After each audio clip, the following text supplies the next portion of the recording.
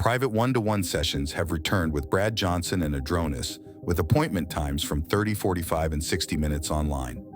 Offline sessions including the 3 questions by email and distance healing are now available. Book your session now through our website, wisdomtransmissions.com.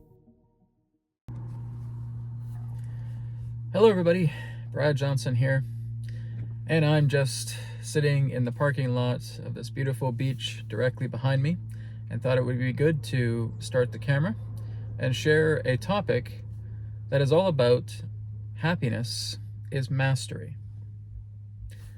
A very simple title, but what is it that I'm actually getting at when I'm saying happiness is mastery? Well, firstly, we have to look at everything that does not make us happy in order for us to truly understand happiness. You see, we hear the word happiness, or we hear the word joy or love or compassion or bliss, and it feels wonderful. It sounds wonderful. It sounds great when we say those words. Those words are just filled with enrichment of essence that can really just catapult us into understanding the true nature of ourselves. But before we can even get into digesting that, we firstly have to look at everything that is unhappiness. We firstly have to look at everything that is not blissful. We need to look at everything that is not joyful or not compassionate. And if there was a merit badge that was created to say to somebody who holds it, congratulations, you are filled with unhappiness, you are filled with sorrow, you are filled with suffering, and you are filled with pain, then I could say that a majority of people on this planet would obtain such a merit badge. That merit badge is telling us that we have spent so much time through our life concerning about things that really don't even involve us. And by that, I mean, we worry so much about what other people think about us. That really is one of the top worries. It's one of the top anxieties. That's one of the top fears. What does another person think about me?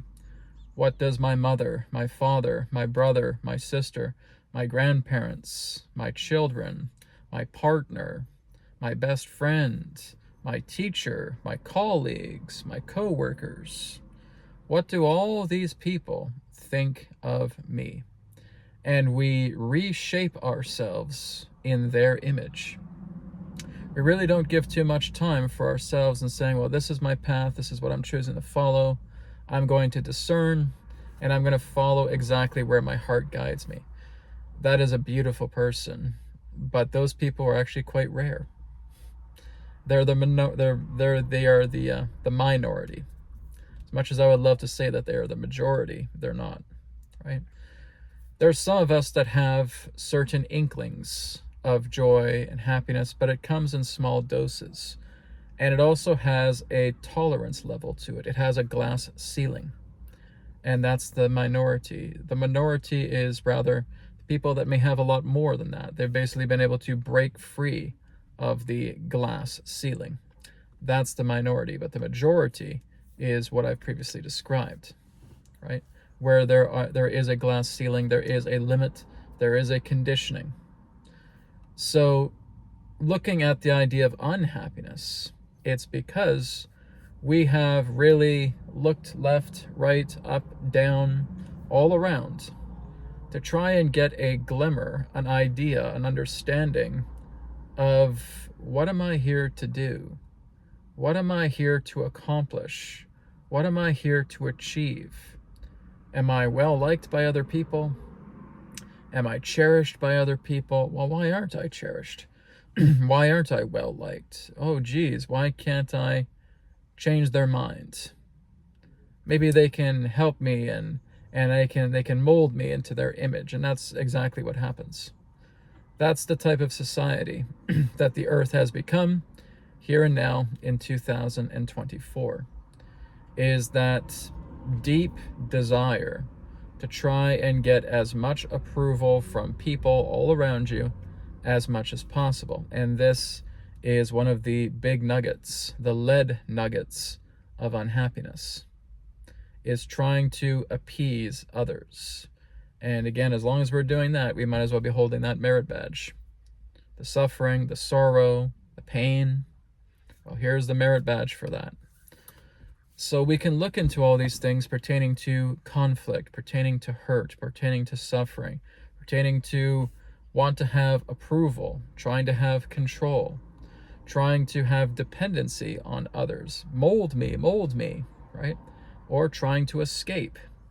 This all goes back into the 4 traumas. The 4 traumas of man are abuse, rejection, abandonment, escapism, right? Through abuse, there's control. Through rejection, there's approval. Through abandonment, there's dependency. Through escapism, there's addiction, right? This is what leads us into those traumas. And as long as we carry those around, we will not know anything pertaining to true happiness. As long as those are there, as long as we're like this, we are never going to know what true happiness is.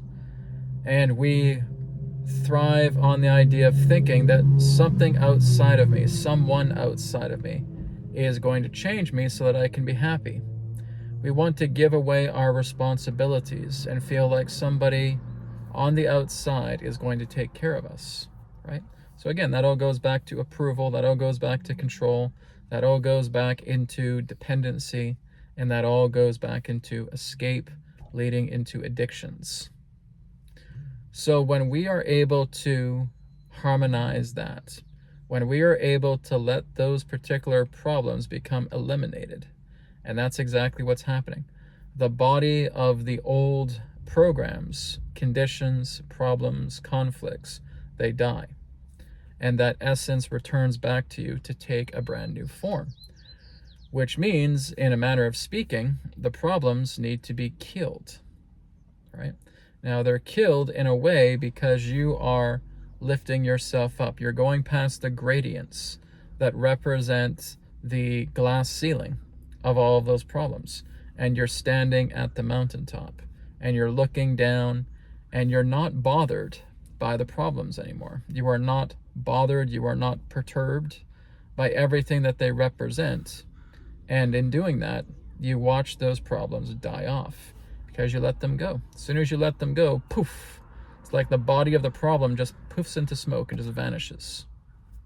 And that energy remains and it comes into you, and now it's transformed. Well, that's it. That is exactly how one is able to move more into happiness, into bliss, into expansion, into compassion. And that happens when we start off just very simply, as I've talked about before in a previous video, where we're just through one breath going into the source center, going into the God source, going into pure consciousness, right? It's one breath in and one breath out. And that's your chariot. That's what's bringing you into the center. And if you just keep doing that, like I said, you don't need to concern about doing any other forms of advanced practices or advanced methods or advanced exercises. Just start with the breath, right? I don't care if you're on a spiritual journey or not. I don't care if you feel like you're trying to become a monk or not, or you're trying to become a yogi or not, or you want to become this super empowered being, whatever it may be. It doesn't matter. It doesn't matter your agenda. Starting off with something as simple as this is what will take you to center. You're using the breath as a chariot. And as you continue to do this frequently, you're going to learn how to stay here. You're going to learn how to stay in the center and no longer feeling like you're being pulled in a multitude of different directions all at the same time because of misery, because of pain, because of suffering, because of survival. That is what prevents you from going into happiness, and that is what prevents you from seeing yourself in a state of mastery. The state of mastery is one who has been able to discipline themselves so that they can see the bigger picture of life, right? That's the master. The master has the ability to see the big picture of life at any particular moment. And it can just start off as simple as just taking a deep breath in taking a deep breath out. And surrendering completely here, right? All tensions gone. They've been surrendered to. All problems gone. They've been surrendered to. All conflicts and hesitations and frustrations and images and identities have been surrendered to. Why? Because you've embraced this. You've embraced the center. By embracing the center, all of those things vanish. They disappear. And when you're there and you just see yourself letting go of this, letting go of that, surrendering to this, surrendering to that, you're just in this beautiful moment where everything around you speaks to you, where everything around you, you can feel it. You can feel the big picture. That's the mastery that I speak of. That is the true happiness. The happiness is living in the center as frequently as possible. The happiness is the complete and total absence of suffering, of pain, of survival, of conflict, of frustration, of duality. That duality in that sense ceases. You can look around your world and you may see people still arguing with each other, but it doesn't bother you. It doesn't even affect you. And rather, you see something like that happen, you're just giving your love upon that. You're giving your happiness, you're giving your light upon that situation. And say, okay, I see that there's a disturbance over there. I'm not really affected by it, but I see how it's affecting them. And I'm just shining my light upon them, right? Let cooler heads prevail. Let the light prevail through those two, because they are reflections. They are reflections of myself. They are reflections of life. Let the light prevail within them. And it's done, right? As you guys have seen, there's times too where I get caught up in certain conversations and it gets me a little agitated. There's still certain things that can rub me the wrong way. But like I said, shortly afterwards, just come to the center, follow the breath.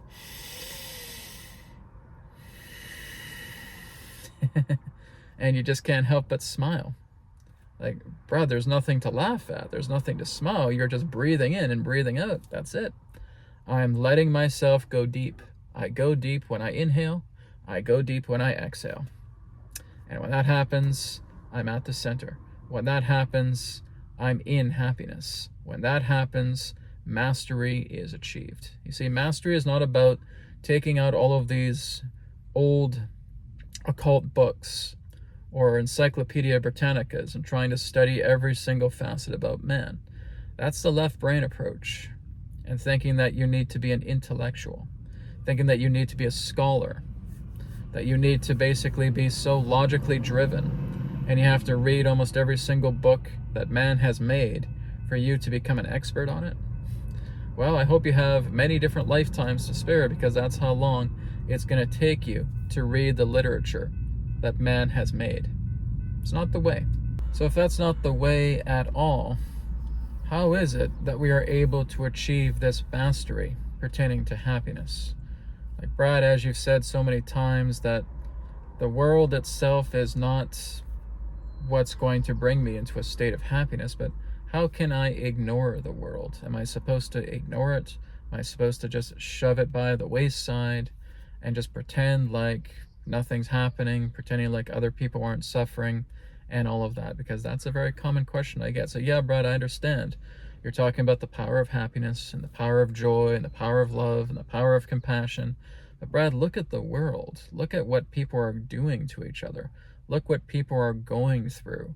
Look at all these situations that are unfolding with world affairs. And you want me to try and develop my happiness and bring myself into happiness when I'm seeing all these things happening through the world? Yes. That's exactly it. Because think of the other idea. Well, the other idea beyond happiness would be to be miserable, to suffer. The very reason why people come to me is because they're suffering. The very reason why people come to me is because they're hurt, is because they're wounded, is because they're in survival mode, is because they're sick and tired of how the things are going, pertaining to affairs of life, the affairs of the world. They come to me because of that reason. No one has ever come to me for help because they're happy. No one's ever come to me for help because they feel this powerful wave of love building up inside of them. Nobody has ever come to me because they're empowered. Nobody has ever come to me because they're blissed out. You see, nobody ever comes to me, nor other people that I may be aware of, because they feel content, because they're in their center. Nobody ever comes to me like that. Why do you think that is? Because they have discovered their mastery. That mastery is love, it's happiness, it's joy, it's compassion, it's expansion, it's bliss, it's nirvana, it's samadhi, right? It's moksha, it's liberation. But people who are not there, who are suffering, who are in a state of survival, who are in pain, who are miserable, who do have maybe that proverbial merit badge, are coming to me a lot. There's the answer right there. What does a person really want out of life? Can any of you tell me? Can any of you tell me in the comments? What does a person really want out of life? Because it is really just one thing. It's happiness. It's the only thing a person wants. But see, here is where there is an erroneous understanding to that. I don't feel I deserve happiness because the people closest to me aren't happy. And I feel like I have to be miserable for them. And I feel I have to be miserable for the world.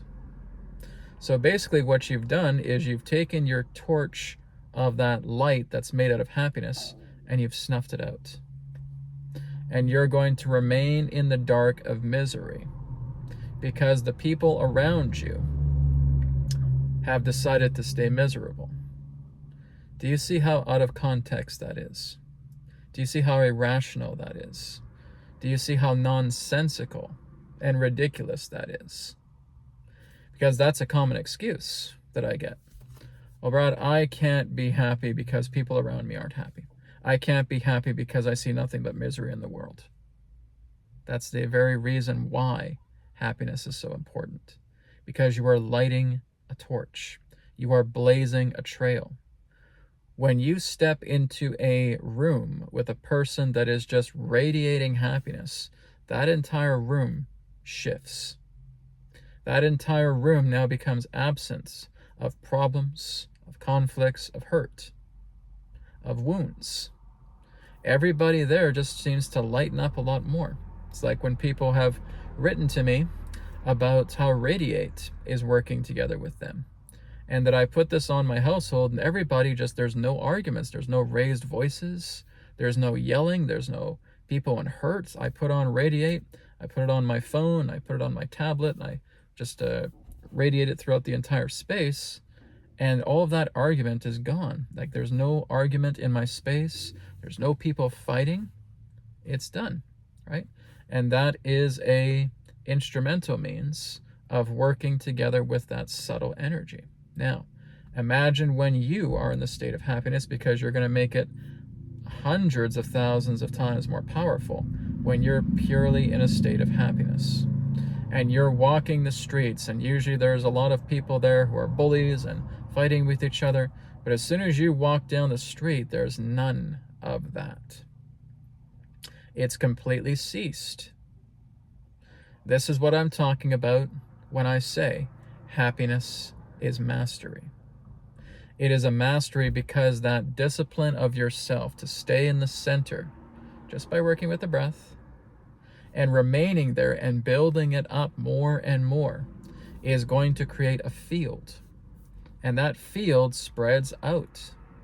And now you're walking around the streets, and it's a street that may not be too flattering, right? There's graffiti everywhere, there's vandalism, there's trash about. But just as soon as you walk through that street, there's no fighting, there's no hurt, there's no pain, there's no suffering, There's no wounds. There's no frustrations. There's no anxiety. There's no fear. There's no conflict. There's no duality. Because you have remained here. Now, that is what I really want you to think about. We can say, oh, the world's like this and the world's like that, and the people are like this and the people are like that. Well, they're all like that because there's an absence of happiness. That field is not generated by those who hold it in their center. That is what makes a difference. That is what shifts the world, is when you live in that happiness, when you live in that center. It's not something tangible that you can pick up. It's not something you can point at and saying there's happiness. It is that which is within. It is that which you cultivate. It is that which you expand. It is that which you live through. And there's just that pure happiness. And all I did was just take a deep breath in and take a deep breath out, and everything just settles down. The happiness, the peace, the bliss, it's all there. That's all it takes. This is why happiness is mastery. Because when you remain there, you stay in that center and you expand this and you bring it into such a state of potency. People around you who could be very violent, very abusive, very hurtful, right? They're cussing a blue streak. They stop. They can't even explain why they've stopped, but they've stopped. Because that aura, that field of happiness, is the most powerful of all. It's God. It's the source. It's the center. It's the ether. It's all of that, right? Everything just remains calm, peaceful, blissful. Now people are smiling. Now people are laughing. Now people are cracking funny jokes. Now people feel like they're skipping down the street. There's just joy that follows you. And that is the beauty. That's the wonderfulness of being here. And this is why I encourage it the most, because that's what I do, right? I just stay in my happiness. And there's times, like I said, where things can rub me the wrong way, but like I said, it doesn't last. It's completely okay to trip over your own feet. Just know that you've tripped, dust yourself off, and come here. And it's okay. It's okay if you slip up. It's okay if you trip over your feet. I've certainly tripped over my feet many times, but I always come back here.